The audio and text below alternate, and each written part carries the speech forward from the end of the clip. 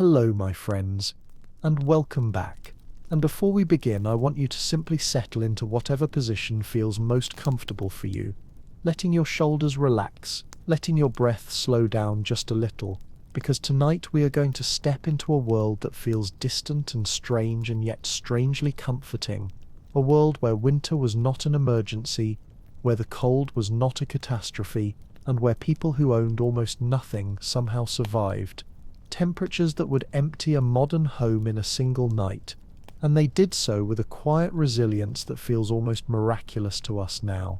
Tonight's story is called Why Medieval Peasants Never Froze in 40 degrees Fahrenheit, while modern homes die in one day. And although the title sounds dramatic, the truth behind it is even more extraordinary, because at the heart of this topic is a simple question that modern people rarely ask: how did people without electricity, insulation, central heating, engineered fabrics, or thermostats manage to live through winters that would destroy our homes in hours? And as you'll see, the answers are not only fascinating but deeply calming, a reminder that humans have always found ways to adapt, to endure, and to create warmth even when all they had came from the land beneath their feet. There is something deeply wrong with the way we approach winter today, because we rely almost entirely on systems that collapse the moment the grid fails, and when the power goes out in a modern city, temperatures inside a house fall quickly, pipes burst, water freezes, and families are left huddling together as the home that was supposed to protect them becomes dangerously cold in a matter of hours. Yet for a medieval peasant, this same situation was not a crisis, but simply another winter night, another ordinary evening spent inside a home built with a completely different philosophy, a home that did not fight the cold but cooperated with it. And that is what we explore tonight, speaking softly and slowly, unfolding these old forgotten systems one by one, showing how medieval people created warmth, not with technology but with knowledge, observation, and centuries of accumulated experience. And the more you learn about their methods, the more you begin to realize that they were not backward or primitive at all, but experts in thermal engineering, food preservation, clothing design, and natural insulation, long before any of those fields had official names. So let us begin gently with the first and perhaps most fundamental of their secrets, because for a medieval family the struggle of winter did not start with cold but with hunger, and everything they did in preparation for winter began with food. For a medieval peasant, the true beginning of winter came not with the first snowfall, but with the end of the harvest. Because once the final vegetables were pulled from the earth, and the last sheaves of grain were brought indoors, the land fell silent and stopped giving, and for months on end there would be nothing fresh to gather, nothing new to hunt in large quantities, nothing predictable to rely on, except for whatever the family had stored with their own hands, and this meant that their entire survival depended on how well they planned during the warmer months. Modern people rarely think in these terms because we live inside a world of endless availability, where supermarkets stay bright and warm through the darkest nights, where refrigerators hum quietly in every kitchen, where food arrives from every corner of the world with no regard for seasons. Yet medieval peasants lived under a much harsher truth, one measured in calories and months of darkness, and so they treated food not as comfort as mathematics, calculating that a family of 5 needed at least 360,000 calories to survive a typical winter. Their first method was drying, and they understood with an intuitive clarity that the microorganisms responsible for rot cannot survive without moisture. So by slicing fruits, vegetables, and thin strips of meat and hanging them in the warm rising air near the hearth, they slowly removed the water content over days or weeks, creating foods that remained stable for months and astonishingly retained almost all of their nutritional value, something modern studies confirm with surprising accuracy. Then came salting, a technique so fundamental to medieval life that it shaped entire economies, because salt had the power to pull water out of meat through osmosis and create an environment where bacteria simply could not function. And when peasants layered pork or beef in heavy salt or brine, They transformed it into a durable winter resource that could keep a family alive long after fresh meat would have spoiled, with records from Viking voyages showing that the ideal salt concentration they used, 20 to 25% by weight, is almost identical to what modern food scientists recommend today. Fermentation followed, especially in the form of shredded cabbage, salted until its own juices formed a protective brine, which then allowed beneficial bacteria to convert sugars into lactic acid, a natural preservative that lowered the pH to a level where harmful microbes could not survive, turning the humble cabbage into sauerkraut, a food that not only kept for months but significantly boosted immunity during the cold season. And beneath their homes, dug deep into the earth, they built root cellars where temperatures remained steady between 32 and 40 degrees Fahrenheit, the perfect range to preserve carrots, beets, turnips and potatoes for half a year or longer, each vegetable cushioned in sand so that moisture and ethylene gas could not spread from one to another, an elegant system created with nothing but shovels, stones, and an understanding of how soil breathes in winter.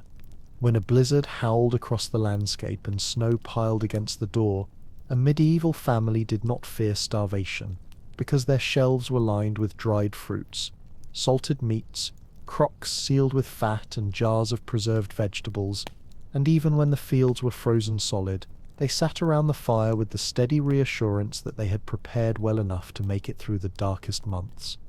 And once food security was assured, they turned their attention to the other half of the winter struggle, the cold itself. Once a medieval family knew their pantry was secure, and that hunger would not stalk them through the long winter months, their thoughts turned naturally toward warmth. And it is here that their ingenuity becomes even more astonishing, because while our modern homes rely on electricity, sealed insulation, thermostats and engineered materials to hold back the cold, the medieval peasant relied on something far simpler and far more reliable: the human body, the warmth of animals, and the intelligent use of natural insulation, all woven together into a system that created a living, breathing furnace inside their modest homes. The first part of this furnace was the human body itself, which continuously produces roughly 100 watts of heat, about the same as a bright light bulb.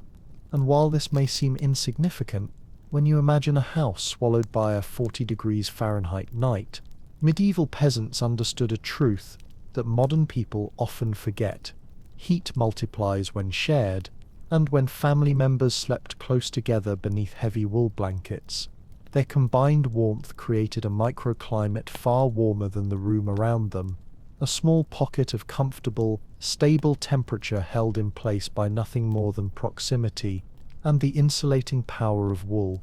Entire families slept together deliberately, not from lack of beds or poverty, but because the science, though they did not call it science, was undeniable, and modern studies from Finland confirm that 4 people sleeping together under thick wool blankets in a 40-degree room maintain a microclimate of 65 to 68 degrees, a temperature surprisingly comfortable, especially when the alternative for an individual would be barely 50 degrees, a dangerously chilly environment for someone resting alone.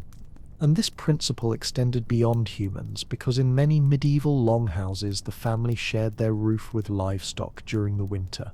not in the same living space, but separated by wooden partitions that kept the animals contained, while still allowing their heat to radiate upward and outward, creating an invisible tide of warmth that drifted into the human quarters throughout the night. A single cow produces between 1,500 and 2,000 watts of heat, essentially functioning like a large space heater running continuously, and sheep or goats contributed their own steady warmth as well, and archaeological studies of reconstructed longhouses show that this arrangement raised interior temperatures by 10 to 15 degrees, often the difference between bitter cold and survivable comfort. Their beds themselves were part of the system, built not on the ground as we see in modern minimalist furniture, but raised 2 or 3 feet above the floor, because cold air sinks and pools at ground level while warmer air rises, so elevating the bed placed sleepers above the coldest zone in the house. and beneath those raised frames they often stuffed straw or dried grass, creating a thick layer of trapped air that acted as insulation between the sleeper and the frozen earth. The mattresses, too, were engineered for warmth. Stuffed with straw, whose hollow stalks trap air naturally, they achieved insulation levels roughly equivalent to modern fiberglass batting, sometimes reaching R9, which is an astonishing number when you consider that this was achieved without machinery, without synthetic fibers, without industrial materials, simply by understanding how nature preserves warmth. By combining the steady heat of human bodies, the radiating warmth of livestock, the insulating power of wool and straw, and the intelligent design of raised beds and enclosed shared spaces, medieval peasants created a home that functioned as a living furnace, not wasting energy but recycling it, retaining it, and focusing it exactly where it was needed most. And this system made it possible for them to endure nights that would freeze a modern house solid within a single day. And with the warmth of bodies and animals stabilized, they turned next to an even more elegant technique for extending heat, converting the fire itself into a portable, slow-release heater that could carry them through the darkest hours of the night. Once the medieval family had settled into the soft warmth created by their shared body heat, their elevated beds, and the quiet radiance drifting through the wooden partitions from the animals sheltered under the same long, sloping roof, there remained one final challenge that every household faced night after night, and that was the fading fire, because an open hearth, as comforting and beautiful as it was, lost nearly all its heat straight through the chimney, sending up great tongues of flame that looked powerful but surrendered 80 to 90% of their warmth to the sky above. And yet the peasants of the Middle Ages found a way to capture that heat, hold it inside solid stone, and release it slowly through the long hours when the fire itself dwindled to embers. They understood, perhaps through centuries of observation rather than formal theory, that stone could act as a thermal battery, absorbing enormous amounts of heat from the evening fire and then radiating it steadily, gently, silently into the sleeping space long after the flames had died. And so throughout the late afternoon and early evening, the peasants would place large stones, chosen with care for their density and ability to withstand intense heat, directly into the glowing coals, letting them sit for 2 or 3 hours until they absorbed the fiery energy of the hearth. Not all stones were equal for this purpose, and through trial and error they had learned to avoid porous varieties like sandstone, which could crack or even explode when heated rapidly, and instead favoured soapstone when it was available, a dense, heat-loving material with one of the highest heat capacities of any natural stone, or granite, which was more common and performed well under repeated heating. And by the time night fell, these stones could reach temperatures of 800 to 1000 degrees Fahrenheit, each one storing the equivalent energy of several hours of sunlight captured in solid form. But of course, such stones could not be handled directly, not without terrible burns, and so the peasants wrapped them in layers of woolen cloth, a material they understood intimately, one that not only protected their hands from the searing heat, but also slowed the rate at which the warmth escaped from the stone, creating a controlled, moderated release of heat that could last through an entire winter night. And modern experiments performed with historically accurate materials show that a properly heated and wrapped 10-pound soapstone can maintain usable warmth above 100 degrees for 6 to 8 hours, an astonishing performance that rivals some modern heating devices. These wrapped stones were carried to the beds just before the household settled in for sleep, placed carefully at the feet where warmth escapes most easily, tucked near the abdomen to warm the core of the body, or positioned between sleepers to act as a shared central heat source. And in the profound darkness of a medieval winter night, when the only sound was the gentle crackle of dying embers and the slow breath of both people and animals, that steady, quiet warmth created a sense of deep comfort, a kind of warmth that didn't flicker or vanish, but simply drifted outward in a calm, dependable glow. This technique, which might sound quaint or obsolete, has proven its value even in modern crises. During the Texas power outage of 2021, When millions lost electricity in sub-zero temperatures, some families rediscovered the medieval practice of heating stones in wood stoves or fireplaces and wrapping them in thick fabrics, and those who did so often fared significantly better than neighbors who relied solely on candles and clothing layers, because a thermal battery holds warmth in a way a flame cannot, releasing it slowly and predictably, with no need for fuel, electricity, or constant tending. Through this simple, ingenious method, medieval peasants transformed fire, a fleeting, wasteful burst of energy, into something stable, portable, and long-lasting, and in doing so they added another layer to their winter survival system, one that allowed them to stretch precious firewood, conserve energy, and remain warm long after the flames had faded into silence. And yet even this wasn't their final secret, because the most difficult part of fire in winter was not using it, but keeping it alive, ensuring that it never went out, so that the next day would not begin with numb fingers, and the bitter struggle of coaxing a spark into flame while the world around them stood frozen and still. As the last glimmers of firelight faded, and the household settled into the slow rhythm of night, there remained one final task that every medieval family performed with a kind of careful devotion. A task so important that forgetting it could mean waking to a house that felt like the inside of an icebox, because starting a fire from scratch on a winter morning was not a simple matter of striking a match or clicking a lighter, but a long, painful ritual involving numb fingers, cold flint, chilled steel, and tinder that stubbornly refused to catch fire when the air was damp and the temperature far below freezing. And so the peasants created a system to ensure that their fire never truly died, a method as elegant as it was effective, known today as banking the ash. Banking the fire was not a dramatic moment, but a quiet nightly ceremony performed when the flames had burned down to a glowing bed of coals, and the first step was always the same. The coals were gently raked together into a tight, compact mound about 6 or 8 inches across, bringing all the surviving heat into one concentrated point, because the smaller and denser the core became, the more efficiently it would hold on to its energy through the long hours ahead. Once the coals were gathered, the next step involved covering them in a thick blanket of ash, usually 2 to 3 inches deep, and although this seems simple, the choice of ash mattered deeply, because hardwood ash from oak or hickory or maple, has ideal properties, with fine particles that settle densely and low thermal conductivity, that traps heat the way a heavy down comforter traps body warmth. With the coals safely buried, the magic of the system began, because the ash blanket limited the oxygen flow so thoroughly that the coals could no longer flame, but it did not suffocate them completely. Instead, it placed them into a state of extremely slow, smouldering combustion, a deep, glowing sleep, where they remained alive at temperatures of 400 to 500 degrees Fahrenheit, quietly burning without flames, without smoke, without noise, transforming a volatile fire into a long-lasting ember bed that could survive the entire night.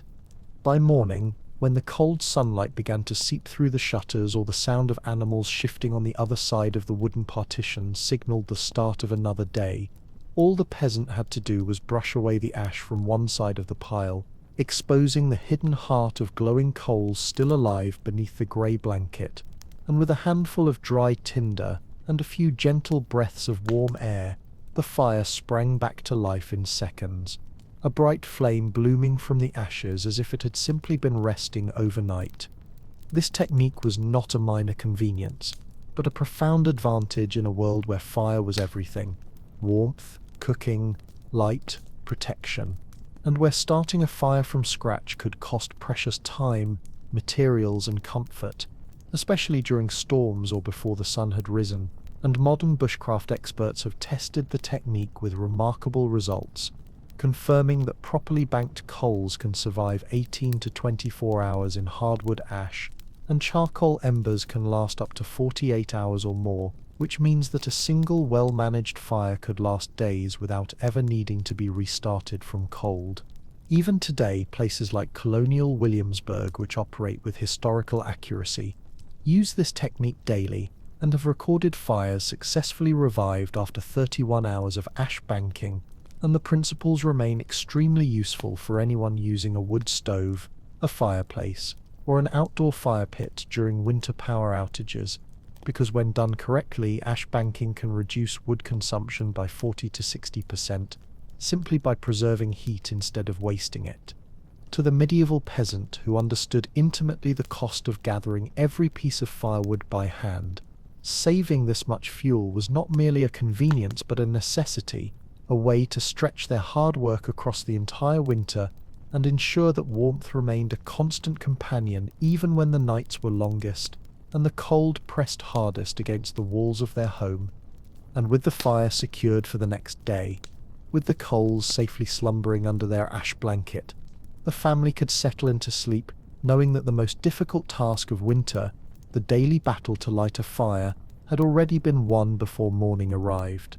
From here, the peasants turned to the final layer of their warmth strategy, not the fire and not the home itself, but the clothing on their bodies, which acted as a personal microclimate, engineered through centuries of wisdom to keep them alive no matter how far the temperature fell outside. With the fire secured beneath its blanket of ash, and the quiet warmth of bodies and animals drifting gently through the house, the medieval peasant relied on the final and perhaps most essential element of winter survival, the clothing they wore, which was not merely fabric but a carefully engineered system of layers, textures and natural materials that created a personal envelope of insulation around the body, transforming every movement, every breath, and every step into a small act of heat conservation, long before anyone spoke of thermodynamics or outdoor gear or technical fabrics. To modern eyes, it may seem surprising that the first layer worn directly against the skin was almost always linen, a material we associate instinctively with summer heat and breezy shirts. Yet the peasants understood with an accuracy that modern soldiers and mountaineers now confirm that linen has extraordinary moisture-wicking abilities, the fibers drawing sweat away from the skin through capillary action, keeping the body dry even during hard work in freezing temperatures. And since water steals heat 25 times faster than air, staying dry was not a matter of comfort but of survival, because one damp underlayer could mean the difference between warmth and hypothermia. Over the linen came wool, and wool was the true star of medieval winter life, a material whose crimped fibers trap millions of tiny air pockets, creating one of nature's most effective insulators. And unlike cotton or down, wool retains much of its insulating power even when damp, making it invaluable in a world where snowstorms, sleet, and melting frost were a daily part of winter existence. And so peasants wore multiple thin wool layers rather than a single heavy garment, each layer creating its own airspace, each airspace adding another shield against the cold, building a microclimate that moved with the body. A typical winter outfit could include a woolen tunic, a thicker overtunic, woolen hose covering the legs, a hood that wrapped around the head and shoulders to retain as much heat as possible, and over all these they draped a heavy woolen cloak that had been fulled, a process in which woven wool was pounded in water until the fibers tightened, thickened, and matted into a dense fabric that resisted wind and shed light, snow, and rain, and often some of the natural lanolin was left in the wool deliberately, because lanolin is hydrophobic and helps the fabric repel moisture, a primitive yet highly effective form of weatherproofing. The extremities, which lose heat fastest, received special attention, because cold hands, cold feet, and a cold head can sap warmth from the core faster than any draft in a house, and so medieval peasants tucked their feet into leather boots, softened with animal fat to create a water-resistant barrier, and inside these boots they wore thick woolen stockings, sometimes lined with felt, a densely compressed wool that offers remarkable insulation, and for the hands they chose mittens rather than gloves, because keeping fingers together allows them to share warmth more effectively than separating them into individual compartments. The head was nearly always covered, often with a woolen coif or hood, because although the idea that we lose most of our body heat through the head is a myth, the head is still responsible for a significant portion of total heat loss, simply because it is so rarely insulated, and closing that gap made a dramatic difference in cold conditions, something medieval people knew instinctively from centuries of living through harsh winters. Modern researchers have tested period-accurate medieval clothing with surprising results. Volunteers chopping wood in 4 degrees Fahrenheit weather while dressed entirely in medieval-style linen, wool and layered garments maintained stable core temperatures around 98 degrees Fahrenheit and reported comfort ratings comparable to modern winter coats, which suggests that their system was not a primitive approximation of warmth, but a fully functional engineering solution refined through the lived experience of millions of people over countless winters. To the medieval peasant, winter clothing was not fashion, not expression, not an afterthought, but a complete thermal system designed to trap heat, repel moisture, and keep the body functioning even during long hours of hard labor in icy conditions. And this system worked so reliably that entire communities made it through winters more bitter than most modern people will ever experience, surviving not with technology but with knowledge and the patient, deliberate construction of natural insulation worn directly on the skin. And once they had mastered the art of staying warm on the inside, they turned their attention outward, discovering that the very thing we fear most in winter, snow itself, could be transformed into a powerful ally, a barrier that protected rather than threatened, if they only understood how to use it correctly. By the time a medieval family had layered themselves in wool and linen, wrapped their feet in fat-softened leather, and secured their fire beneath its ash blanket, they had already built a powerful defense against the cold. Yet there remained one more element in their winter repertoire that feels almost unbelievable to modern thinking. Because while we see snow as an enemy, cold, wet, something to shovel away from the walls of the house as quickly as possible, medieval peasants in the harshest climates understood that snow, if used correctly, could become one of the most effective insulators nature provides, transforming the outer walls of their homes into something resembling the layered, compacted strength of an igloo. The idea seems counterintuitive to anyone raised in a modern world of central heating and thermal imaging, but the truth is that snow is made almost entirely of air, tiny crystalline structures with vast pockets between them, and because trapped air is among the best natural insulators, snow that is lightly compacted can offer an insulation value that rivals some modern wall materials, a fact that medieval people discovered not through scientific measurement, but through the quiet, patient observation that homes banked with snow stayed measurably warmer during long winters.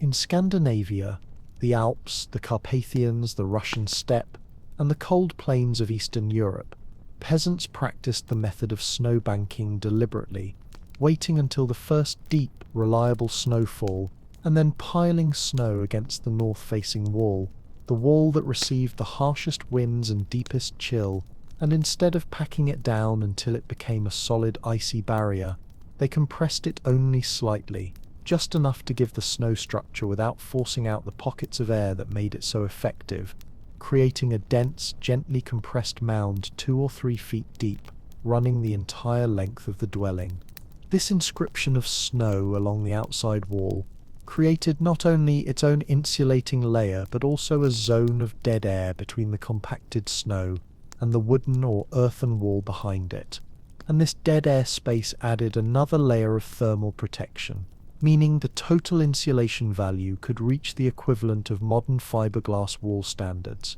An achievement that seems impossible until you remember that igloos built entirely of snow can maintain interior temperatures around freezing even when the air outside drops to 40 degrees Fahrenheit or lower.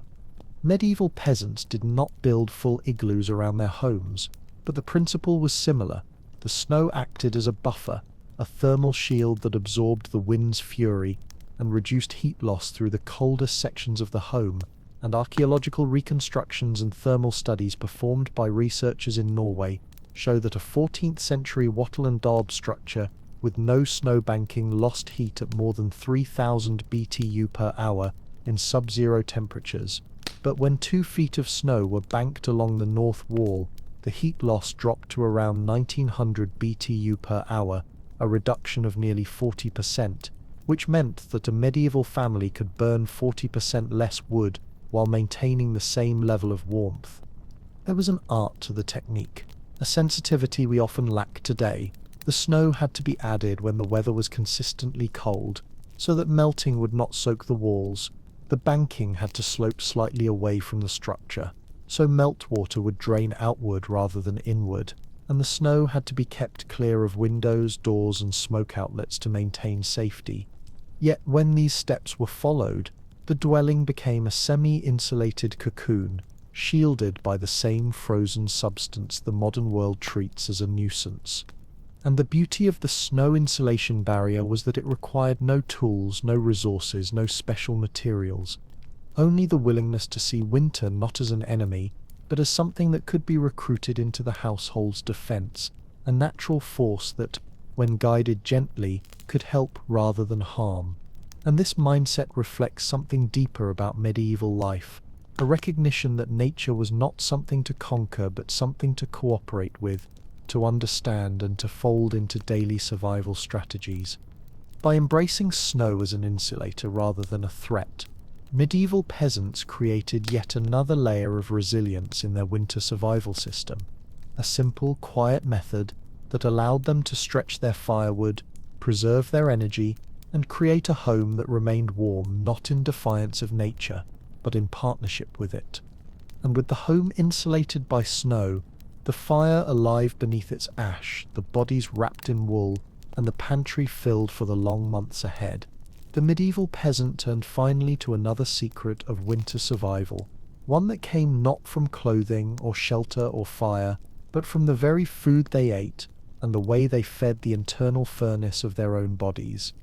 With their homes protected by snow, their beds radiating warmth from heated stones, their fires quietly sleeping beneath blankets of ash, and their bodies wrapped in carefully layered fabrics that trapped every whisper of heat, medieval peasants relied on the final and perhaps most underestimated component of winter survival, the food they consumed, not merely as nourishment but as fuel, as the raw material their bodies burned to keep their internal furnaces going through the long, bitter hours when the wind pressed against the walls and darkness lasted almost half the day. And here the peasants showed an understanding of human metabolism that feels remarkably sophisticated, even though they never described it in scientific terms. To the modern mind, the idea of eating large quantities of fat during winter might seem unhealthy or reckless, especially in a world where public health advice warns against high-fat diets and encourages low-fat, low-calorie meals. But to the medieval peasant working through snow, tending animals, chopping wood and walking miles each day, the physics of survival were entirely different, because fat contains 9 calories per gram, more than twice the energy provided by carbohydrates or protein, and in a cold, physically demanding environment, the body needs tremendous amounts of energy simply to maintain its temperature, and fat becomes the most efficient, concentrated fuel available.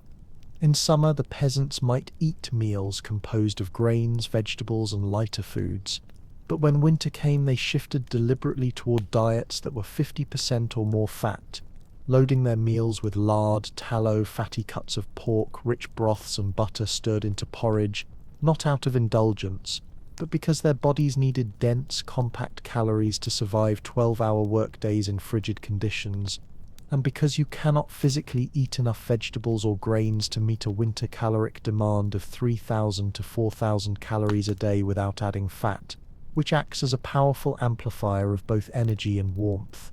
What the peasants knew through experience is something science now explains in detail. The thermic effect of food, the phenomenon in which the body generates heat simply by metabolizing nutrients, is significantly higher when processing fats, and moreover, high fat intake activates brown adipose tissue, a special kind of metabolically active fat that generates heat directly, functioning like an internal space heater, and modern studies, including a notable one published in Cell Metabolism, show that people exposed to cold conditions while consuming a high-fat diet can increase their brown fat activity by nearly 50%, raising their resting metabolic rate and producing more heat passively throughout the day.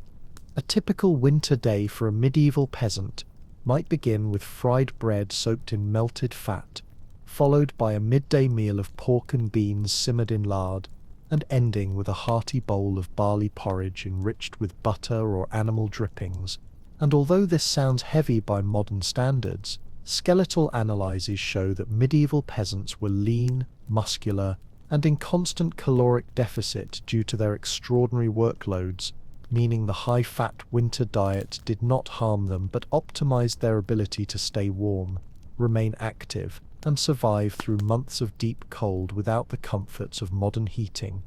It is important to remember that their fats were natural, rendered directly from their animals, and their lives were built around continuous movement, long hours of outdoor labor, and diets free of processed oils and sugars. So the metabolic context was entirely different from a sedentary modern lifestyle, and what would be unhealthy today was not only harmless but essential in their world, where calories were not mere numbers but the literal fuel of survival. What matters most in understanding this ancient wisdom is the principle that the body itself is a furnace, one that must be fed appropriately depending on environment and activity. And the medieval peasant, through generations of trial and error, discovered that in the deep cold, fat was not the enemy, but the lifeblood of warmth, the substance that allowed the body to burn slowly, steadily, and powerfully through the long nights when external heat was precious, and the world outside froze solid. And with this internal furnace burning bright, fueled by the dense energy of winter foods, the peasant turned finally to another remarkable resource: animal fat, not as food but as a multi-purpose tool, one that waterproofed, protected, illuminated, and sustained the household in ways that modern people have all but forgotten. As winter tightened its grip on the medieval countryside and the nights grew longer than the days, the peasant household turned to one of the most remarkable and versatile substances in their entire survival system: animal fat, not merely as nourishment to fuel the internal furnace of the human body, but as a kind of universal toolkit that solved half a dozen problems at once. A substance that provided light when the world fell into darkness, that repelled water from boots and cloaks, that protected skin from wind and frost, that preserved meat, that kept tools supple, and that, through a quiet alchemy of heat and patience, could even be transformed into soap, making it one of the most valuable resources in a home where nothing could be wasted and everything had a purpose. The process began after slaughter, when the raw fat was cut into chunks and melted slowly in an iron pot set over low, steady heat. And anyone who has tried to render fat knows how delicate the process is, because if the temperature climbs too high, the fat scorches, takes on a bitter smell, and loses much of its usefulness. So the peasants kept the pot just warm enough, between 180 and 200 degrees Fahrenheit, letting the fat liquefy gradually until it separated into clear, clean tallow or lard on top, and darker impurities that sank below, and when the rendering was done properly, the resulting fat could stay shelf-stable for months without spoiling, a miracle of preservation in a world without refrigeration. From this rendered fat they made candles, simple yet essential sources of light during winter evenings, when darkness fell early and lingered late. And although a tallow candle did not burn cleanly, it gave off a faint, meaty scent and a thin line of smoke. It produced 13 lumens of light per ounce, just enough to work, read, or move safely around the home. And in an era before electric bulbs, even that gentle, flickering illumination meant the difference between stumbling in darkness and living a normal evening life. But the peasants also understood that tallow had far greater uses than light alone, and they rubbed it into leather boots and shoes to create a hydrophobic barrier that kept moisture from seeping through the fibers, because water was the true enemy of winter, drawing heat from the skin 25 times faster than air. And so by treating their boots, gloves, belts, and even wool cloaks with repeated applications of animal fat, they created a waterproof layer that could withstand hours of snow, slush, and frozen mud, and although the fat had to be reapplied every few weeks, the protection it offered meant the difference between dry feet and frostbite, between warmth and the creeping numbness that threatened extremities in the coldest months. The same fat served as cooking oil, its high smoke point around 420 degrees, making it ideal for frying, simmering, and roasting without breaking down. And because fat calories were essential for survival, every drop represented life and heat, whether poured into porridge, melted over vegetables, or used to sear meat, turning simple food into dense, sustaining fuel that warmed the body from the inside out. And yet tallow's usefulness extended even further, becoming a crude but effective skin protectant, because rendered animal fat, rich in palmitic, stearic, and oleic acids, mimics the structure of human sebum, forming a natural barrier against windburn, cracking, and frostbite, and peasants often rubbed it into their hands and faces before long hours of outdoor labor, long before any concept of moisturizers or barrier creams existed. And modern dermatological studies have confirmed that tallow-based ointments reduce moisture loss from the skin by more than 30% in cold, dry conditions, which explains why peasants instinctively trusted it during harsh weather. And when mixed with lye, leached carefully from wood ash soaked in water, the tallow underwent saponification, a chemical reaction known to them only through experience, transforming fat and alkaline water into soap and glycerin, producing a hard, strongly scented bar that, while far harsher than modern soaps, cut through grease and dirt and allowed basic hygiene to persist even in the depths of winter, when washing with cold water was uncomfortable and sometimes dangerous. In this way, tallow became one of the most extraordinary elements of the medieval winter toolkit, a single substance meeting dozens of needs, proving that true resilience does not come from dozens of specialized tools, but from understanding how one resource can be stretched and reshaped into whatever the moment demands. And through this understanding, the peasants built a winter life that worked seamlessly, each piece supporting the next, every ounce of effort multiplied through elegance and simplicity.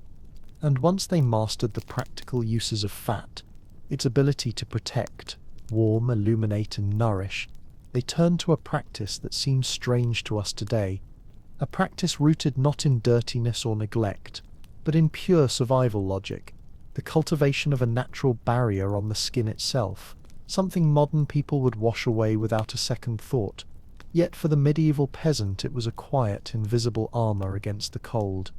As strange as it may seem to the modern mind, which has been raised on the belief that cleanliness requires frequent washing, scented soaps, hot showers, and the constant removal of oils from the skin, the medieval peasant understood something we have largely forgotten, that the thin, waxy film produced naturally by the human body, sebum, was not an inconvenience or impurity, but an invisible shield, a protective barrier that helped them survive the deepest cold. And during winter, when temperatures plunged far below freezing and water became an instrument of danger, peasants deliberately avoided washing away this natural armor, recognizing that every time they stripped it from their skin, they made themselves more vulnerable to the elements. They knew, not from textbooks or scientific journals, but from generations of quiet observation, that when they washed with hot water and lye-based soap during the cold season, their skin would chap more quickly, their hands would crack, their faces would burn from the wind, and their bodies would lose precious warmth. Because sebum does more than create a hydrophobic barrier. It slows evaporative heat loss, reduces the flow of water across the skin, fights microbes that flourish in winter sores, and maintains the integrity of the outermost layer of the epidermis, allowing the skin to resist cold far more effectively than when it is scrubbed clean. And in a world where bathing required heating large amounts of water over fire, stripping naked in a cold room, exposing wet skin to freezing air, and spending precious fuel to warm the water in the first place,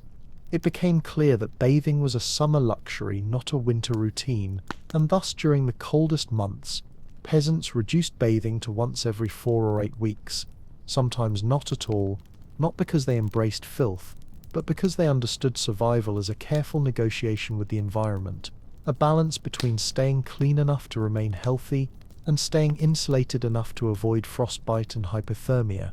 Those who worked with sheep learned the lesson most vividly, because lanolin, the oily, waxy substance found in sheep's wool, transferred easily to human skin, coating the hands and face with a naturally moisturizing, waterproofing layer that protected against wind and cold better than anything else available. And peasants noticed how these lanolin-coated areas resisted cracking, redness, and frost damage even after hours outdoors, leading many to deliberately rub small amounts of rendered fat or lanolin-rich wool grease into their skin before venturing into snow or wind.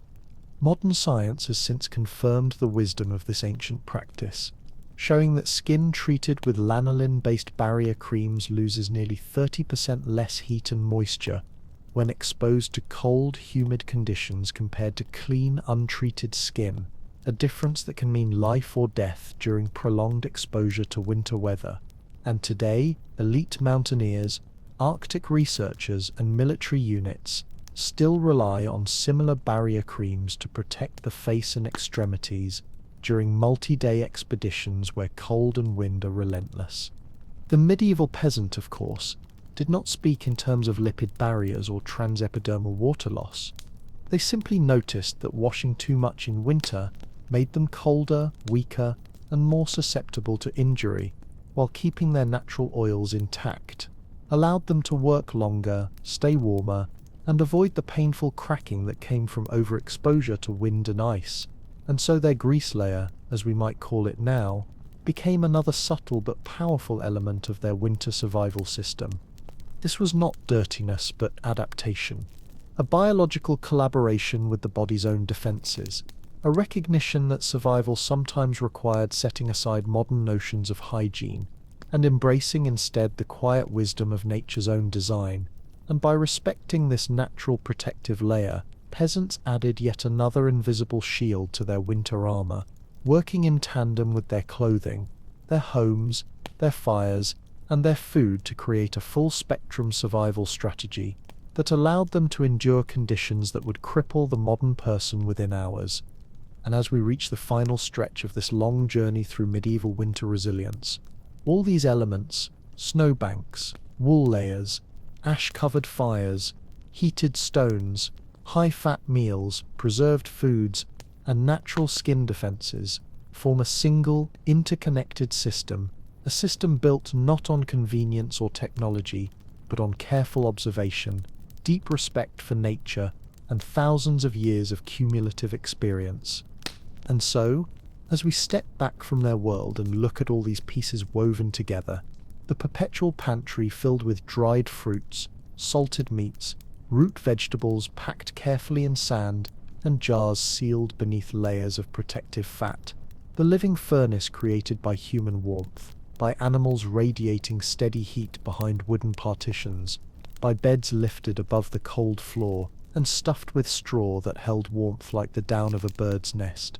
The portable radiators made of glowing stones carried to the bed at night and wrapped in wool to release their heat gently through the dark, the fire banked carefully beneath layers of hardwood ash so that it never truly died and could be revived each morning with nothing more than a breath and a handful of tinder. The layered linen and wool garments that transformed the human body into a moving microclimate. The snow piled lovingly along the north wall of the house, turning winter's burden into insulation. The dense, fatty foods that fed not only hunger, but the body's internal furnace. The rendered tallow that lit the nights, waterproofed the boots, softened the skin, and became soap when mixed with ash. And finally, the natural oils of the skin itself, protected through the cold months as a biological shield. It becomes clear that medieval peasants were not primitive survivors stumbling blindly through hardship, but careful engineers of their own environment,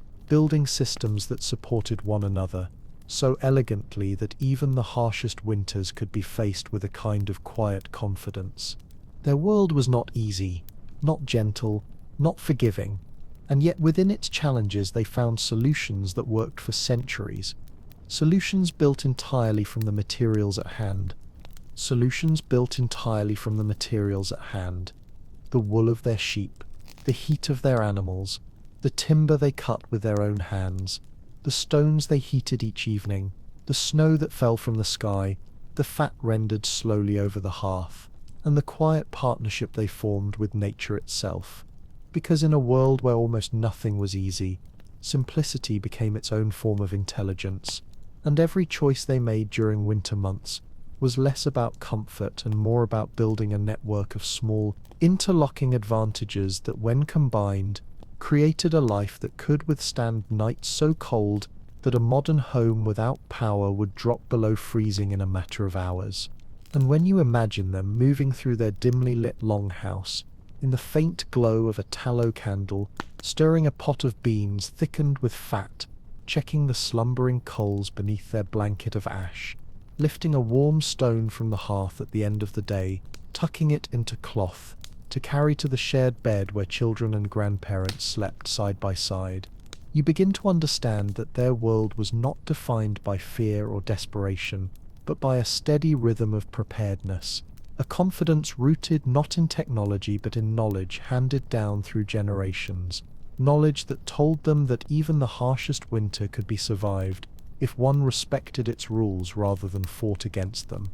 And while we often imagine medieval winters as endless suffering, the truth is quieter and more human. Families gathered close at night, wrapped in wool blankets as thick as small mattresses, listening to the low breathing of cattle on the other side of the partition, feeling the warmth that drifted from the animals into the rafters, hearing the gentle settling of snow outside as it slowly thickened the walls of their home, sealing out the wind more effectively than any wooden plank or woven panel could have done by itself, and knowing with a deep and almost instinctive certainty that these simple ancient practices would carry them safely from one dawn to the next. The medieval winter was not a season to be conquered, it was a season to be understood, and their understanding ran deep, so deep that even today, when our power grids fail, when storms knock out electricity, when heating systems falter, modern people rediscover fragments of their wisdom, heating stones in wood stoves, banking fires under ash, sealing drafts with snow, layering natural fibers instead of synthetic fabrics, eating richer foods to fuel their internal warmth, and realizing with a kind of humbled astonishment that the solutions we call primitive are in many ways more robust, more resilient, and more immune to failure than the systems we have built for ourselves. And it is in this recognition, this quiet acknowledgement that ancient knowledge endures because it works, that the full picture of their winter survival system becomes clear, because each technique, no matter how small or strange it may seem, was part of a larger philosophy centered on resilience, redundancy, cooperation with natural forces, and an acceptance of the reality that the cold cannot be defeated through force, only endured with patience and ingenuity. Their homes, their clothing, their food, their fires, their habits, their skin, and even the way they slept formed a single continuous loop of warmth, each part supporting the others, each mistake paid for in discomfort or danger, each success rewarded with another peaceful night in a world that cared nothing for human comfort, a world in which survival depended not on machines, but on the quiet mastery of natural laws.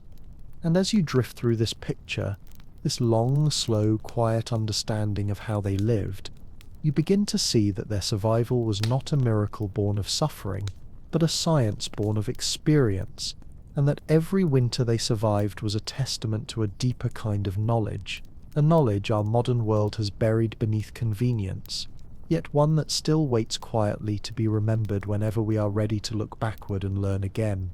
And as we picture these peasants moving steadily through their winter routines, it becomes clear that their entire world functioned according to a rhythm that modern people have almost entirely forgotten. A slow and deliberate cadence built around the rising and falling of the sun, the crackling of the hearth, the shifting weight of snow on the roof, and the quiet interplay between human warmth and the vast, indifferent cold outside. And the deeper you look into their daily life, the more you realize that winter was not simply a season to be endured, but a season that shaped their identity, their architecture, their diets, their habits, and even their belief systems, binding them to the land with a kind of intimacy we can hardly imagine today.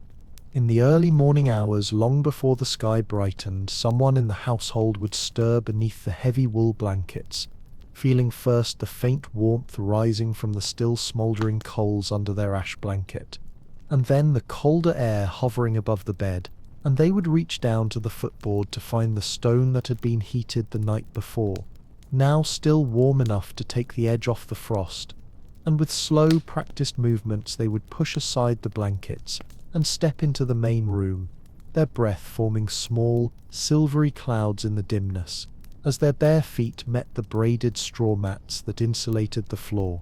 The first task, always, without exception, was to revive the fire, because the fire was the heart of the home, the source of light, heat, cooked meals, and comfort. And even though the coals were already alive, the ritual of feeding them with small twigs, then thin kindling, then measured pieces of hardwood was performed with a kind of reverence, as though tending a living creature that had guarded the household through the night. And as flames slowly rose, licking upward to fill the room with a soft orange glow, the temperature lifted perceptibly, and the house began to feel less like a cave, pressed tight by cold, and more like a sanctuary carved out of winter's grasp.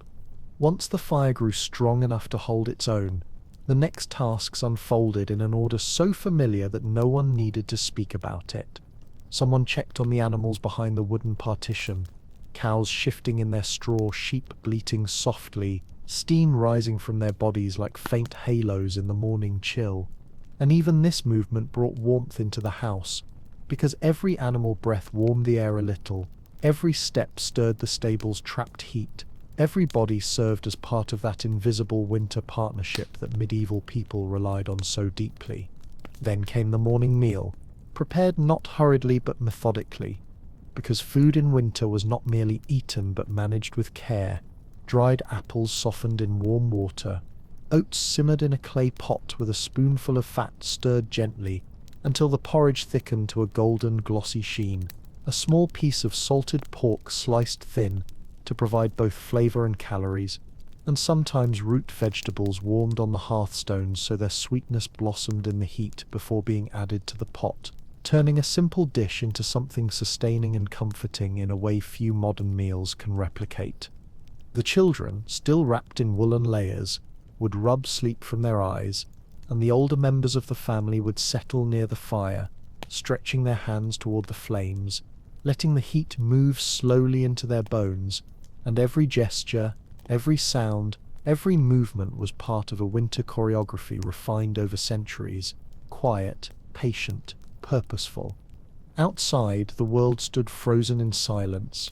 fields covered in frost, fences half buried in snowdrifts, the sky muted to shades of pale blue and white, and the only footprints visible were those left the previous afternoon, now softened by the night's snowfall. And yet the family felt no fear of the cold, no alarm at the vast emptiness of the frozen landscape, because winter was not an invader but a cycle, a familiar force that came and went with a predictability that shaped their lives far more deeply than any technology ever could. When work began, it too followed patterns dictated by the season, splitting wood in slow, rhythmic strokes that warmed the body from the inside out, checking thatch and beams for signs of ice damage, digging paths through snow with wide, wooden shovels, tending tools and repairing anything that had cracked or warped, and often gathering as a group, family, neighbours, villagers, to mend fences, patch roofs or clear the communal well, because winter demanded cooperation in ways summer rarely did, binding communities together in a shared understanding that survival was a collective act rather than a solitary struggle. And throughout the day, the house itself played its part, its thick timbers absorbing sunlight when the sky allowed it, its snow-banked walls reducing drafts to a soft whisper, its roof beams holding heat like a great shallow bowl. And although we think of medieval structures as crude or rudimentary, many of them were astonishingly well designed for winter, built low to the ground to avoid wind shear, oriented to shield the hearth from prevailing storms, and constructed from materials chosen not for beauty or status, but for their ability to retain warmth. Inside the home, Every item had a winter purpose. Wool cloaks hung near the door to dry, clay jugs filled with warm water to be used later in bed, woven straw mats layered thick across the floor, small iron hooks dangling from ceiling beams, where bundles of herbs, strips of dried meat, and coils of rope waited for use, and always the fire, alive and steady, anchoring the space with its steady glow and soft crackle, sending tendrils of warmth across the room like invisible fingers. And as the day carried on, with chores, with shared meals, with quiet conversations spoken in low, steady tones, their techniques worked together effortlessly, forming a kind of winter symphony in which every method had a place, every material had a purpose, every action contributed to a delicate balance between cold and warmth, hardship and comfort, survival and routine. As the morning hours slowly unfolded into midday, the pale sun struggled to climb above the tree line, casting long, faint blue shadows across the snow that seemed to glow from within, and inside the peasant household, the daily rhythm continued with a steadiness that had nothing to do with clocks, because time in winter was measured not by minutes, but by temperature, by the feel of the air against the skin, by the speed at which the woodpile shrank, by the slow melting of frost on the window frames, and by the deep intuition that told them when the fire needed tending, or the animals needed checking, or the stew needed another handful of grain to thicken it before evening. The older children might be sent outside to gather fallen branches from the edge of the forest, their boots crunching against the snow as they moved slowly and carefully, listening for the muffled creak of ice beneath drifts, and keeping an eye on the sky for signs of approaching storms, because even though their world seemed quiet and peaceful, winter required a constant awareness, a respect for the land's power, and a knowledge that even a short walk could become dangerous if the weather turned sharply, or if one wandered too far from the familiar landmarks of fence posts, trees, and cottages half buried in snow. Meanwhile, inside the home, the adults continued the small but essential tasks that kept the household functioning, turning stored root vegetables to prevent spoilage, inspecting dried meats for signs of moisture, grinding grain with slow, circular strokes that filled the air with a rhythmic thudding sound, and stitching woolen garments by the light of the hearth, the needle flashing briefly each time it caught the firelight before disappearing again into the thick fabric, each movement repeated so many times over, so many winters that it had become an unconscious meditation. And throughout all of this, the fire remained at the heart of the home, its glow reflected on the clay pots and iron tools hung neatly along the walls, its heat rising in soft waves that warmed the faces of those who sat nearby, its scent blending with the faint fragrance of dried herbs, thyme, sage, rosemary, bundled above the hearth, not only for cooking, but for their belief that certain herbs purified the air and protected the family from illness during the long months when the cold pressed heavily against the walls and sickness could sweep through a village with terrifying speed. As midday passed and the light began to soften, preparations for the evening meal began again, not with urgency, but with the slow, deliberate certainty of people who understood exactly how long each task would take. Someone carefully chipped away a portion of the salted pork stored in its clay pot, the salt crystals catching the light like tiny stars. Someone else retrieved dried cabbage leaves or root slices from their bundles overhead, rehydrating them gently in warm water so they would soften before being added to the pot. And always there was the quiet hum of activity, the rustle of fabric, the clatter of wooden utensils, the occasional laugh or low murmur of conversation that filled the space with warmth, even before the fire had reached its evening strength. Outside, the animals shifted their weight in the stable, stamping their hooves softly into the straw as the shadows grew longer and colder, and each movement released a little more heat into the shared space beneath the rafters. A quiet, living warmth that drifted upward through the wooden slats and filled the peasant home with a subtle, steady comfort that no modern heater could ever replicate, because it was the warmth of breath and life and companionship rather than the sterile heat of machinery. As dusk approached, the temperature began its slow, inevitable drop, the air becoming sharper, the wind rising slightly and brushing against the walls with a hollow whisper, hinting at the night to come. And this was the moment when the family shifted into their evening routine, laying additional logs onto the fire so it would reach its brightest and strongest flame of the day, allowing it to heat the stones nestled near the embers, stones they would soon wrap in wool and place into the beds to carry warmth through the night. While the fire roared, casting flickering orange light across the rafters and illuminating the faces gathered around it, the final tasks of the day were completed with the slow, tired ease of people who had spent their energy wisely. Tools were checked one last time, the snowbanks along the northern wall were inspected for settling or gaps that needed to be reinforced, and the door was barred against the night, not in fear but in recognition that the cold outside was a force to be respected, a guest allowed to exist just beyond the threshold but never invited inside. And then, as the meal simmered and the house glowed with the soft interplay of firelight and shadow, the family gathered once again near the hearth, sharing food from wooden bowls, dipping crusts of bread into broth rich with fat and herbs, feeling the warmth move through their bodies like a small, contained sun, and speaking in low voices so as not to disturb the quiet that winter seemed to impose on all things, a quiet that was not oppressive but comforting, a reminder that in this season life flowed more slowly, more thoughtfully, more gently than at any other time of year. As the darkness settled fully over the village, the transition from day to night unfolded not with abruptness, but with a kind of slow, inevitable certainty that everyone felt in their bones. Because winter nights in the medieval world were not merely darker but deeper, thicker, almost tangible in the way they pressed against the small windows and seemed to soak into the wooden panels of the house. And inside, the family responded with equal gentleness, dimming their voices, slowing their movements, letting the fire become the single beating heart around which everything else revolved. The evening meal, eaten in the soft glow of the hearth, warmed everyone from the inside, not just because of the calories or the fat or the heat of the stew,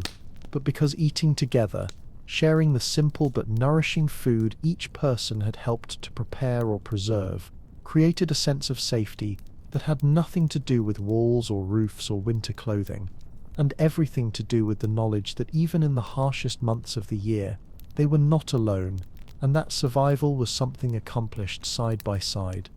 When the bowls were emptied and rinsed with warm water, ladled carefully from the pot that hung over the fire, the children began to grow quiet, rubbing their eyes beneath wool hoods and nestling closer to the hearthstones as fatigue settled over them, and the adults began the final series of tasks needed to prepare the home for another long winter night. They checked the fire again, gathering the hottest stones from the edge of the embers and laying them on wooden boards so they could cool just enough to be handled. They lifted heavy woolen blankets from their pegs, shaking out any lingering dust or bits of straw, and they added one last log to the fire, not to make the room bright, but to give enough strength for heating the stones properly. Outside, the night deepened further, and the wind changed from a muted whisper to a low, distant moan that curled around the corners of the house like a restless spirit,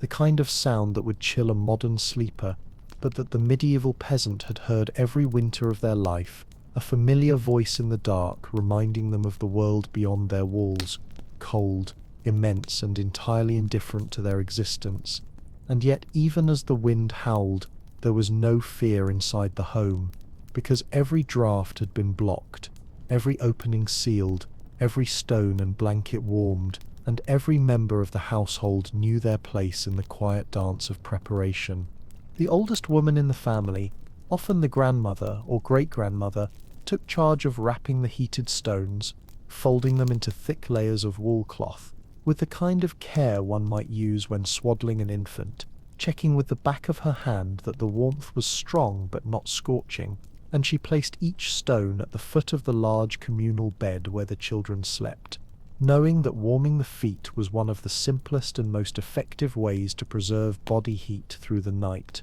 a small act of wisdom passed down from generation to generation. The adults then moved slowly around the dim interior, extinguishing unnecessary lights to conserve candles, tightening shutters to prevent the cold wind from forcing its way into the cracks, brushing a fresh blanket of ash over the coals at the back of the hearth to ensure the fire would sleep but not die, and arranging their clothing near the bed so that if someone needed to rise during the night, the layers could be put on quickly without letting too much heat escape from the blankets. And when at last everything was in place, the stones wrapped, the fire banked, the shutters closed, the blankets layered thick upon the bed, the family climbed one by one into the shared warmth, the children first, then the elders, and finally the parents, settling into a tangle of bodies that generated more heat than any single person could manage alone. Their breaths mingling in the dimness, their woolen garments rustling softly, and the weight of the blankets pressing down like a protective shield against the cold that prowled outside. The house fell into stillness, broken only by the human sounds of sleep, and the faint crackle of a coal shifting beneath its ash covering. And in that profound quiet the winter night took on a near-sacred quality, as though time itself had slowed to a gentle pulse, and the darkness ceased to be threatening, and became instead a kind of vast enveloping womb in which the family rested, trusting the ancient systems they had built, systems so simple, so elegant, so perfectly adapted to the natural world, that they could surrender fully to rest without fear. Beyond the walls, snow drifted silently from the sky, settling in soft heaps against the house, thickening the insulating barrier inch by inch,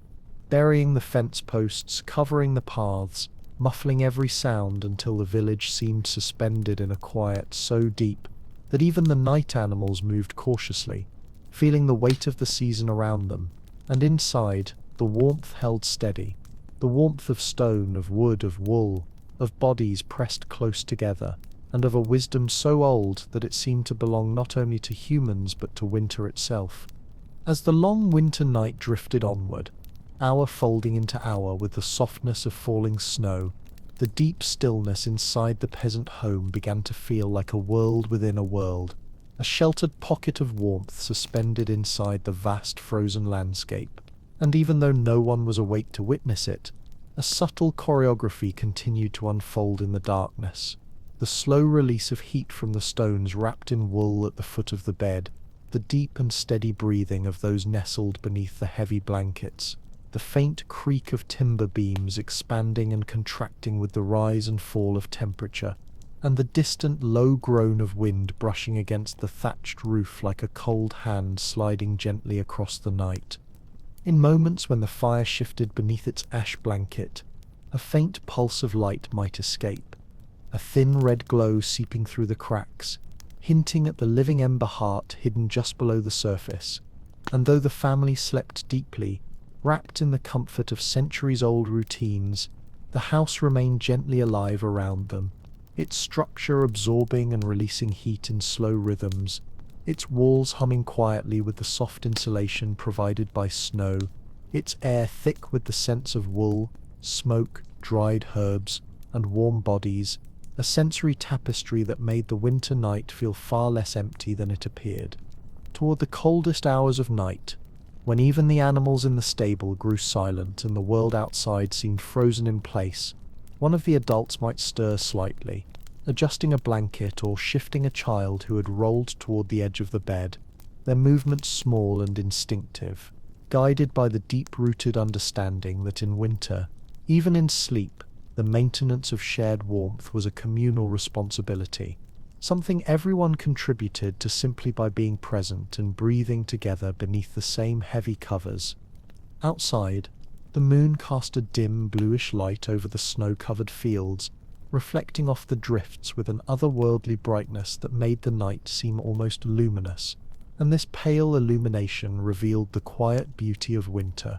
the delicate frost patterns clinging to window frames like tiny ferns, the smooth arcs carved by the wind along the roofline, the narrow trails left by small creatures seeking food beneath the powder, and the faint outline of smoke rising from a distant chimney where another family rested in similar warmth. Bound together by the same ancient survival knowledge, that had allowed villages like this one to endure winter after winter across generations.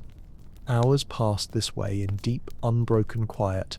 and somewhere between dream and waking, as the first hint of morning began to shimmer faintly at the horizon, the faintest sounds of life returned to the household. A cow shifting its weight in the stable and sending a soft thud through the wooden floorboards, a rooster stirring restlessly though dawn was still far off, and the gentle rasp of wool as someone in the bed adjusted their position, drawing the blankets closer to their chin in response to the slight drop in temperature that always arrived just before sunrise. Slowly, imperceptibly, the sky began to lighten, transforming from a deep blue-black to a muted steel grey, and a faint, cool glow seeped through the small shuttered windows, signalling that a new day was approaching, even if the sun itself would not reveal its warmth for many hours yet. And inside, the peasant home began its gradual stirring, with the kind of soft awakening found only in winter households where everyone rose, not because an alarm demanded it, but because the needs of the day quietly called. An adult, usually the one most attuned to the rhythms of the house, would wake first, lifting themselves carefully from the warm nest of blankets, so as not to disturb those still sleeping, and the moment their feet touched the floor, they would feel the difference between the insulated bed and the colder air of the room, prompting them to move quickly but quietly toward the hearth, brushing aside the fine layer of ash that had kept the coals alive through the night, revealing beneath it the faint, eager glow of embers ready to be coaxed into flame. With practiced ease, they would add a few pieces of dry tinder, leaning close to breathe softly on the coals, their breath condensing in the cold air as they exhaled warmth into the dying fire. And within seconds the tinder would catch, a small flame flickering to life, dancing upward in delicate curls that cast long shadows across the still darkened room, illuminating the quiet figures still sleeping under blankets, and the familiar arrangement of tools, baskets, herbs, and wooden furniture. As the fire strengthened, sending its first meaningful waves of heat into the room, the person tending it would feel the cold recede slightly from their fingers, and they would begin the morning ritual anew, feeding the flames with kindling, resetting the stones around the hearth so they would be ready for the next night, checking the air in the stable by listening for the soft movements of animals, awakening in the dim light, and preparing once again for the long, slow unfolding of another winter day, a day built upon the same ancient, reliable pillars of warmth, food, labor, and shared routine. As the renewed fire cast a warming glow across the interior of the house, its flickering light slowly erased the sharpest edges of the night's chill, and one by one the figures beneath the heavy wool blankets began to stir with the gentle reluctance of people who had grown accustomed to the quiet cocoon of shared warmth, stretching stiff limbs beneath the thick covers, blinking sleep from their eyes, and drawing in slow breaths of air that carried the scent of smoke, wool, and the faint earthy sweetness of straw stored beneath the floorboards. The children awakened first, not with sudden movements, but with small, drowsy shifts of their bodies, their heads emerging from beneath the layered blankets like young animals peeking out of their den. And as they adjusted to the dim morning light filtered through frost-covered shutters, the first soft whispers of the day began, a brief murmur between siblings, the rustle of woolen fabric, the quiet hum of voices that blended with the crackling of kindling in the hearth, to form a gentle soundtrack to the household's awakening. The adults remained in bed a little longer, not out of laziness but out of necessity, because waking too quickly in the cold could sap warmth too fast, and they had learned to rise slowly, allowing their bodies to transition from the insulated heat of the bed to the cooler air in careful increments. And when they finally did rise, the layers of wool and linen laid out the night before were pulled on methodically, piece by piece, creating once again the microclimate that would carry them through the long, labor-filled hours ahead. Outside, the early morning sky brightened into a pale, washed-out blue, and the first birds brave enough to remain through winter flitted from branch to branch, shaking loose small showers of snow that sparkled like powdered glass in the dim light. And in the stable, the animals grew more active, snorting and shifting against their bedding, their breath forming clouds that drifted slowly upward, warming the air beneath the rafters just enough to remind the family of their presence and their importance as part of the house's living warmth. The day began as it always did, with the simplest acts, carrying warm water from the pot over the hearth to wash faces and hands, breaking small pieces of ice from the bucket near the door to feed the animals, scattering the last remnants of dried hay along the floor of the stable, and cracking the thin frost that had formed overnight on the edges of the water trough. And each task was done with an unhurried familiarity, as though winter itself moved through their bodies, slowing their gestures but sharpening their awareness of what needed to be done. Inside, preparations for breakfast resumed with quiet intention. Someone stirred the coals to ensure even heat. Someone else measured a handful of oats and root vegetables into the pot, and the faint aroma of warming porridge began to mingle with the earthy smell of smoke rising from the newly awakened fire, creating an atmosphere so comforting that it felt almost protective, as though the house itself was drawing a warm woolen cloak around its occupants. Once the animals were fed and the fire was steady,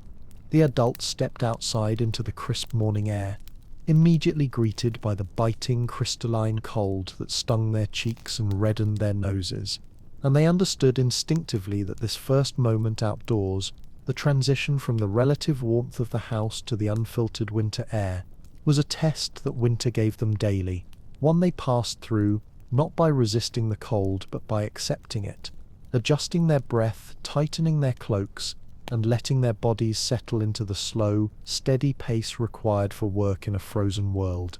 The landscape was both harsh and serene, fields blanketed in thick, untouched snow that muffled sound to near silence, bare branched trees standing like frozen skeletons against the horizon, paths buried beneath drifts that shifted with each gust of wind, and thin columns of smoke rising from the chimneys of neighboring houses, each plume a quiet signal that other families were awakening just as they were, tending to their fires, preparing their meals, and stepping into another day of winter resilience.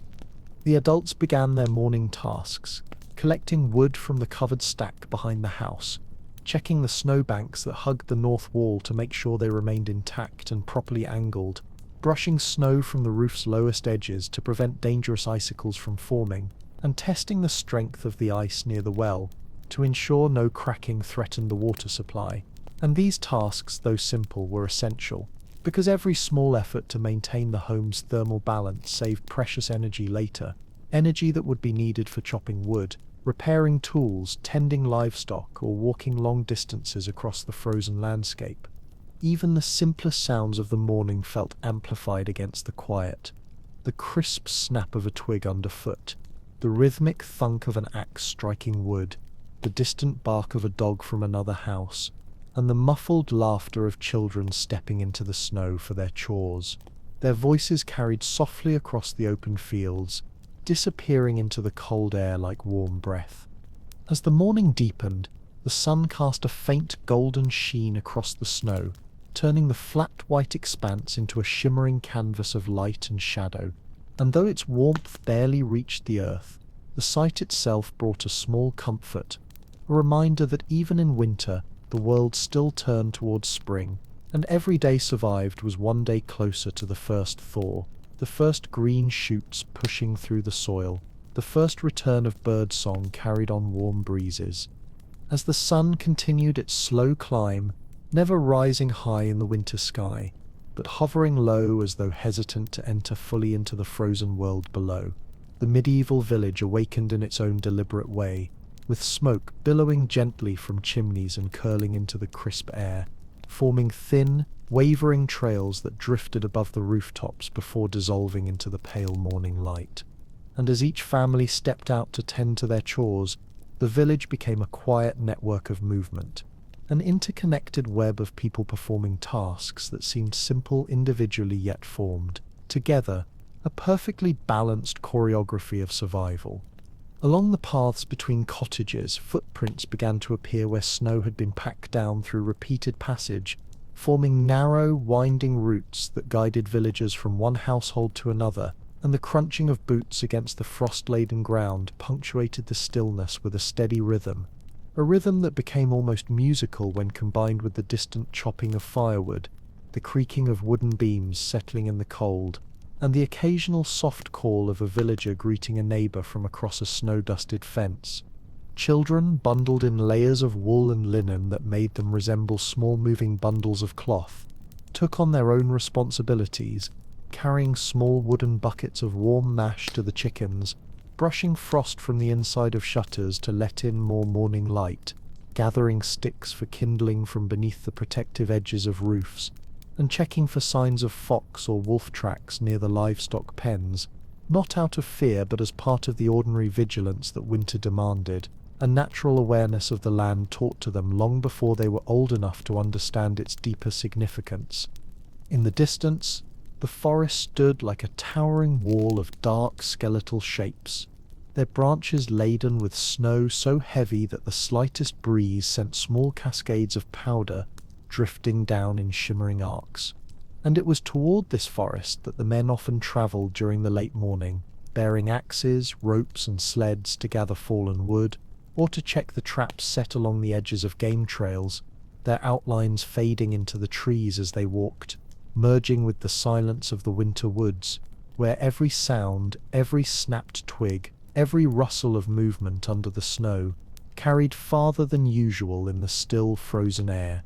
Back in the village, women tended to the hearths, their hands moving with a practiced grace as they cleaned the interior of clay pots, sorted dried herbs into woven baskets, checked the root vegetables stored in pits beneath their floors for signs of moisture or mold, and prepared the midday meal by setting broth to simmer or kneading dough made from barley or rye. And throughout these tasks they often hummed softly, old, half-remembered melodies passed down through generations, songs that carried within them the memory of countless winters survived before this one, a living continuity that stretched back through time like a warm thread woven through the cold. Occasionally a villager might step outside and listen for distant sounds, perhaps the echo of a wolf calling from the forest or the groan of shifting ice along the riverbank, but such sounds rarely brought fear, for the people understood the rhythms of nature far more intimately than modern humans do, and they knew when danger was near, and when it was simply the land speaking in its winter voice, a voice they respected but did not dread. Inside the homes, warmth accumulated slowly but steadily as the fires burned, as human bodies moved through the space, and as the sun cast faint reflections against the packed snow outside, which helped brighten the interior in a way that made the long, dim days feel less oppressive, and every now and then one could hear the gentle tapping of icicles forming along the eaves, water hardening into crystal teeth that sparkled whenever light struck them at the right angle. As midday approached, the tantalizing aroma of simmering meals drifted through the village, stews thick with root vegetables and small strips of meat, porridges enriched with butter or tallow, flatbreads baking on heated stones, and herbal teas steeping in earthen mugs, and this shared scent, rising from dozens of chimneys at once, created a sense of communal comfort that wrapped itself around the villagers like an invisible blanket, reminding them that even though winter demanded effort from every individual, it also brought a kind of unity, a quiet closeness that only the harshest seasons could create. And within each household, the fire continued to burn with a steady glow, radiating the kind of warmth that pressed softly against the skin, warmth that soothed aching muscles and thawed stiff fingers, warmth that reminded everyone that despite the vast cold outside, despite the endless snow and brittle winds and long nights, the human ability to create light and heat through knowledge, routine and cooperation was more powerful than any storm winter could send. As the sun reached its highest point, though in the depth of winter highest meant merely a pale, weakened arc barely lifting above the treetops, the village settled into the quiet rhythm of midday, a time not marked by clocks or rigid schedules,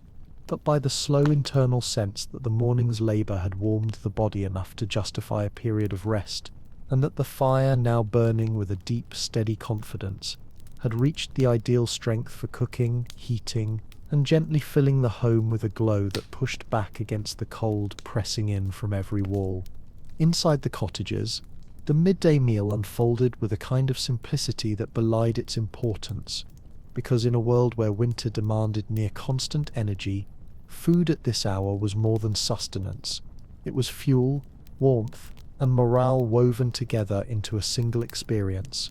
And as clay lids were lifted from simmering pots, steam rose in slow swirling ribbons scented with herbs, fat, and the earthy aroma of long-cooked vegetables, filling the room with a comforting, almost enveloping heat that made the cold seem irrelevant for a blessed moment. Families gathered around low wooden tables or simply sat on straw-stuffed benches near the hearth, dipping handmade spoons into bowls filled with thick stew or porridge, each person eating methodically but appreciatively, savouring not the flavour alone but the sensation of warmth spreading from the stomach outward, loosening stiffened joints, awakening a gentle ease within the chest, and renewing the strength needed to face the demands of the afternoon. And while conversation was sparse, soft remarks about weather, animals, chores yet to be done, it carried a warmth of its own, a soft thread of human connection stitching together the hours of the day. Outside, the village was still, save for the occasional figure moving deliberately across the snow-covered square, bundled heavily against the wind, and leaving behind a crisp trail of footprints that sparkled where sunlight touched the disturbed powder. And from certain doorways came the rhythmic thud of wood being chopped, a sound that echoed faintly across the frozen landscape like a distant drum, steady and reassuring, reminding all who heard it that life continued even in the cold's most powerful grasp. Not long after the meal ended, the men returned from the forest, their silhouettes dark against the bright snow, pulling sleds laden with firewood, or carrying ropes slung over their shoulders, cheeks flushed red from exertion and cold, breath fogging the air in thick plumes as they approached the village path. And upon entering the warmth of their homes, they stamped snow from their boots, shook frost from their cloaks, and exhaled deeply in the familiar comforting scent of hearth smoke, cooked food and wool, a scent that signalled safety, warmth, and the shared knowledge that another morning's work had been accomplished. They shared brief stories from the forest, where a tree had fallen, where tracks of a deer had been spotted beneath the fresh snow, where the ice along the river had grown dangerously thin, or, conversely, solid enough to support crossing. And these stories, simple as they were, guided the decisions of the community, helping determine where to gather wood, where to hunt, and where to avoid walking during the next days or weeks, because winter landscapes, though silent, changed constantly, and survival depended on understanding the subtle shifts recorded in snow, ice, and wind. Later, as the afternoon advanced, the adults turned again to the steady work that filled the hours between midday and dusk, repairing tools dulled by cold, oiling wooden handles with rendered fat to prevent cracking, tightening ropes stiffened by frost, sweeping snow from rooftops to prevent sagging, and checking stored food for any signs of spoilage, while children played or helped nearby, shaping small figures out of snow, sliding across frozen patches of earth, or following their parents with bundles of straw or handfuls of kindling. Life moved not in frantic bursts, but in a serene, unhurried flow, each action purposeful but unforced, guided by the slow pulse of winter itself, which insisted that everything be done steadily, thoughtfully, and with respect for the balance between effort and rest that the season demanded. And through this gentle pace, the day carried the community forward toward evening without anxiety, without haste, anchored by the knowledge that every stroke of the axe, every handful of wood placed near the house, every tightened knot or patched cloak, was an investment in warmth and comfort for the night ahead. As the afternoon sky shifted toward deeper shades of blue and long shadows stretched across the snow like quiet fingers, the sense of approaching dusk settled over the village, and families began returning indoors once more, preparing to repeat the timeless rituals that would carry them safely into another winter night. Rituals so deeply ingrained that no one thought consciously about them. They simply moved into place, like dancers who had rehearsed the same steps since childhood. As the light of afternoon thinned into the first fragile tones of evening, the sky shifting from pale blue to a muted lavender grey that seemed to flatten the entire landscape into soft silhouettes, the villagers felt the familiar weight of dusk settling over them, not as something ominous but as a gentle reminder that the final labours of the day needed to be completed before the full darkness took hold, because in winter the boundary between daylight and nightfall was brief, like a single long breath drawn by the earth before exhaling into the cold.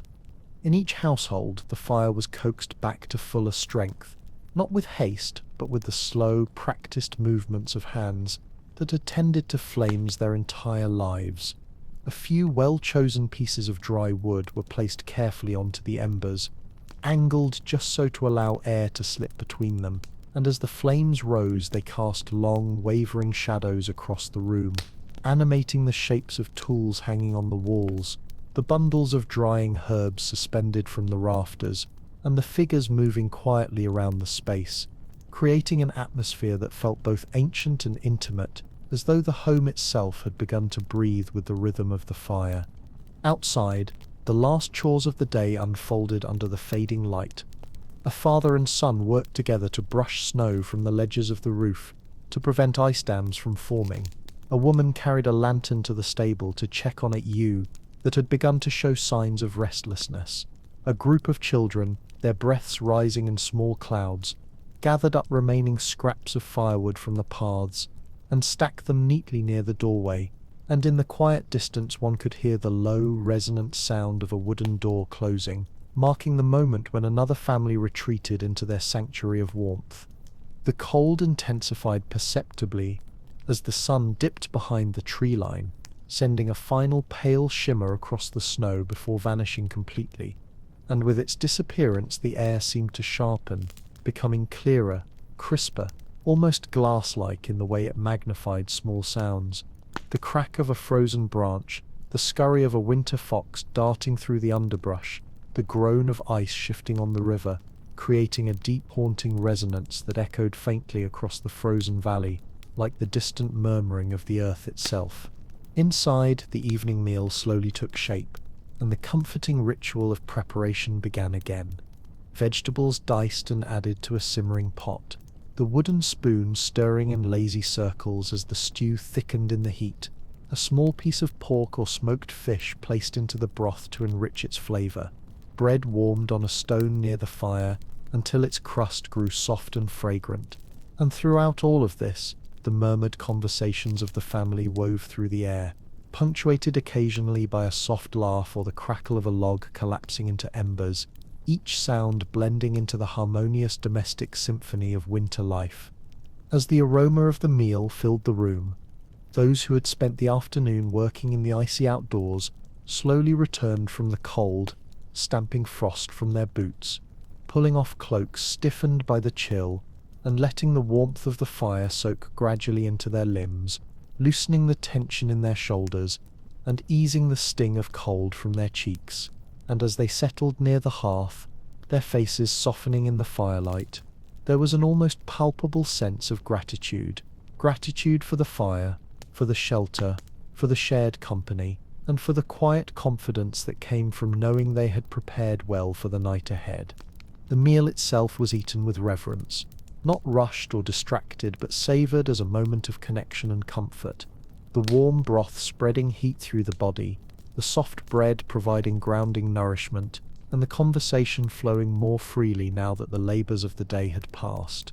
And although the meal was simple by modern standards, it carried a depth of meaning that transcended its ingredients, because for the medieval family, food was not taken for granted. It was earned through labour, preserved through knowledge, and shared through the bonds that held them together during the harshest season.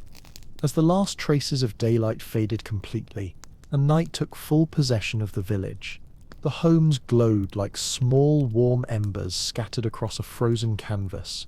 each one a pocket of life defying the cold. And outside, the snow reflected the moonlight in a quiet, shimmering glow, turning the landscape into a serene, otherworldly expanse where the boundaries between earth and sky seemed to blur, creating an illusion of endlessness that made the world feel both vast and intimate at the same time.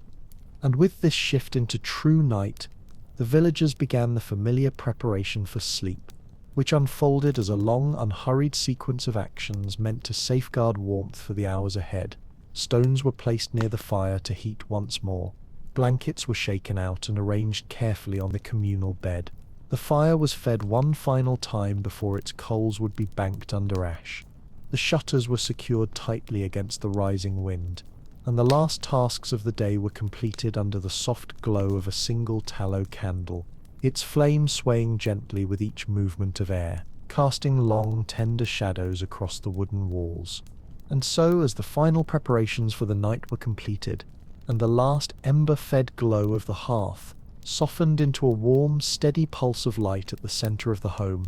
the medieval family gathered once more beneath their layered blankets, settling into the deep communal nest that had carried them safely through countless other winter nights, breathing slowly in the dimness while the fire slipped into its smoldering sleep beneath its protective veil of ash. And in that moment, surrounded by wool and wood and the soft rustle of tired bodies finding rest, it became clear that their survival, far from a matter of luck or brute endurance, was the culmination of 1,000 small acts of wisdom woven seamlessly into the fabric of daily life. Outside, the wind pressed against the walls with a muted, restless sigh, shaping the snowbanks into new patterns that the morning light would reveal, and the moon traced a pale silver arc across the frozen sky, illuminating the rooftops of the village like the faint glow of a lantern held above an ancient sleeping world. Yet inside the cottage the darkness was warm, almost womb-like, and the cold that ruled the land with such authority was kept at bay by nothing more than knowledge, cooperation, and the quiet determination that bound the household together each time winter returned to test them. In this small, insulated world, built from the humblest of materials maintained through tradition rather than technology, and sustained by a deep intimacy with the land, there existed a kind of harmony that modern life has largely forgotten, a harmony born not from abundance or convenience, but from the steady, patient mastery of elemental truths, that heat must be guarded, that food must be prepared with foresight, that shelter must collaborate with nature rather than fight it, and that warmth above all is a collective achievement. As the family slipped into their dreams and the quiet deepened around them, the house itself seemed to exhale a long, slow breath of contentment, its wooden beams creaking softly in the cold, its walls thickened by snow, its coals glowing like small hidden stars beneath the ash, and everything within it aligned perfectly with the rhythms of the night, forming a sanctuary of resilience and peace in a world otherwise ruled by frost. And for a final, lingering moment before the story settles completely into darkness, one can almost feel the weight of that ancient knowledge pressing gently on the present, whispering through the centuries that survival has always been less about conquering the world outside and more about understanding one's place within it, tending the fire carefully, watching the seasons with respect, and remembering that even in the coldest winter, warmth is always possible when wisdom, community, and patience work together.